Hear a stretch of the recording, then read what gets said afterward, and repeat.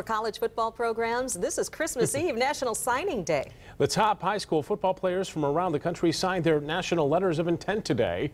And Jack's in studio to tell us who brought in the top recruiting class. Yeah, Michigan and Notre Dame appear to have done very well for themselves in just about every major recruiting service's top 10.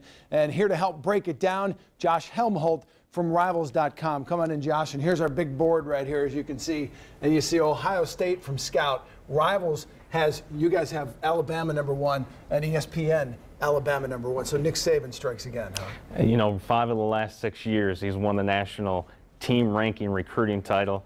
3 of the last 4 years, he's won the national title. There's a correlation there. Where did Michigan do best in this class? Michigan definitely came out early. They signed a lot of their kids before the season, or they got a lot of their commitments before the season. Running back Derek Green's going to be the big name. #8 player in the country, also brought in a good offensive line group.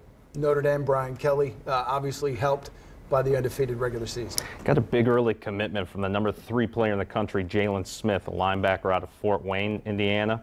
Then they had the undefeated season. They go in the national championship game, got a little more momentum, got another 5-star prospect in Greg Bryant out of Florida. Big class for Brian Kelly and his staff. And we have Michigan State as low as 42, as high as 35.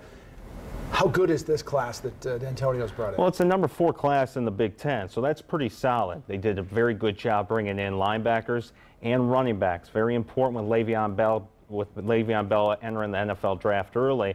You get Gerald Holmes out of Flint. They also brought in R.J. Shelton, more of a scat back out of Wisconsin. Did a good job addressing those positions. You know, how much stock should people take in these rankings? I mean, does this usually project well for these teams? It's not a one-to-one projection, but obviously you ask any college football coach, he's going to say recruiting is the lifeblood of their program. And you look at what Alabama's done on the recruiting trail, how that's translated into national championships. It's an important part of building a championship program. And quickly, P.J. Fleck over at Western, Dan Enos at Central.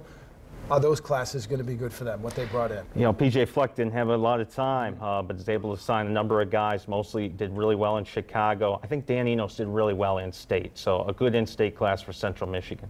All right, so a couple of years down the line, we'll see how this all shakes out. But from all accounts, looks like Michigan and Notre Dame really helped themselves for future classes, future years, guys.